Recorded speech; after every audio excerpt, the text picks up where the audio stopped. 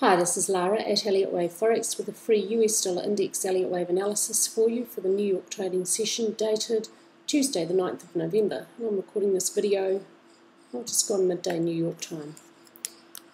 Here's a daily chart for the dollar. Before we jump into that, a quick look at an historical chart.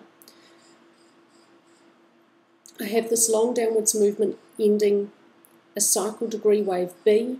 Thereafter, within a cycle degree wave C to the upside, we have a primary 1, an expanded flat correction for a primary 2, and then a primary third wave to the upside. This is my main wave count because all the subdivisions fit very nicely indeed. This expanded flat correction for primary wave 2, wave B is a 111% correction of A, and wave C is just 1.94 short of 1.618 the length of A, which is the most common relationship between A and C for an expanded flat. So this is a textbook perfect expanded flat correction. That's another reason I like this wave count. This upwards movement has an impulsive count.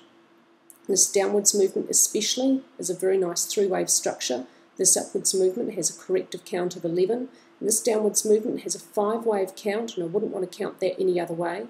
This upwards movement has an impulsive count as well. And now we're working on a zigzag to the downside, which has moved down further since I did this chart. It's probably time to update it, but cannot move below the start of wave 1 black. So jumping now over to the daily chart in a little bit more detail. Here's the end of that primary 2, and here's our intermediate 1, and our ABC zigzag down for intermediate wave 2. I have a new target calculated to the downside at 74.98. Wave C blue will reach equality with wave A blue, the most common relationship between the two for a regular zigzag, so that's a pretty highly likely target. At 74.37, wave 5 pink will reach equality with wave 1 pink. Also at 74.73 in the middle of this target zone, wave 5 green will reach equality with wave 3 green. So we've got a cluster of targets in this little zone here, fairly high probability of a little bit further downwards movement. However, downwards movement cannot move below 74.18 because 2 black can't move beyond the start of 1. Taking you now to an hourly chart where this pink 4 is not on the chart, this green 1, 2, 3 and 4. Here's the 2 and here's the 3 and here's the 4. This is an ending diagonal, so all the waves have to subdivide into zigzags, so this is the only time you're going to see a third wave labelled ABC. And wave 4 should overlap wave 1 price territory. So here's our ABC zigzag for wave 3 green to the downside. There's no Fibonacci ratio between A and C there. An ABC zigzag up with an ending diagonal for wave C. There's a nice Fibonacci ratio there. Wave C is just 0.01, longer than 0.382 the length of A. So we should be expecting a zigzag to the downside for a fifth wave that's most likely to reach beyond the end of A to that target zone, but it doesn't have to. It could be truncated, but that would be unusual. Therefore, it's more probable that it will reach beyond and make a new low for the dollar. Any further upwards movement for wave 4 green may not move above 78.26. As for this diagonal, wave 4 may not move beyond the end of wave 2. I'm going to show you a couple of alternate wave counts. This is my main wave count at the historical chart level on a 3-year chart. I have a primary 1, 2, and we're in a primary 3 to the upside of a cycle degree wave C. Here's a couple of alternates. So where I have my primary 1 and ABC for 2, it's possible we could be working on a triangle, which would be a fourth wave position most likely. This could be seen as an A, B, C, a three-wave structure for A. However, this downwards movement for wave B, maroon, really shouldn't be seen as anything other than a 5-wave structure. 4 out of 5 waves of a triangle must subdivide into zigzag combinations, or triangles themselves. Therefore, you can only have one of the 5 waves of a triangle that subdivides to an impulse. We would certainly want to count this as an impulse. But the problem comes with this wave to the upside. This has an impulsive count of 1, 2, 3, 4, 5, 6, 7, 8, 9. To count this upwards movement as a correction seems to be too flexible with rules.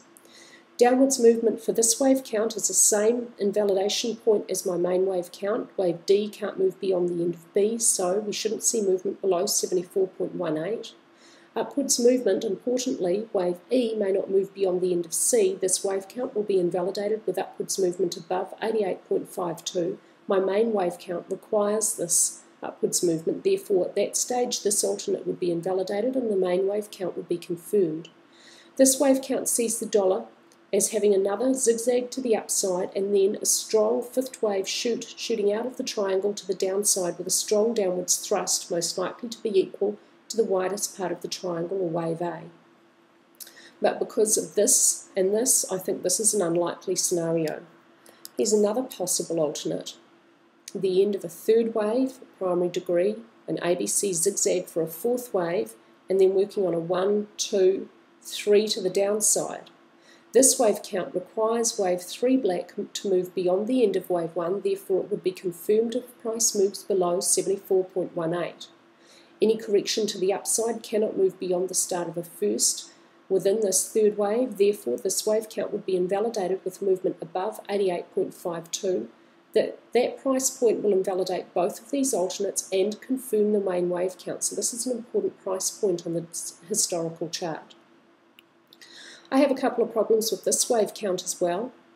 This downwards movement is fine, it's an impulse. However, this upwards movement is a 1, 2, 3, 4, 5, 6, 7, 8, 9. It has an impulsive count, and this wave count has to see this upwards movement as a correction. That seems to be too flexible with rules.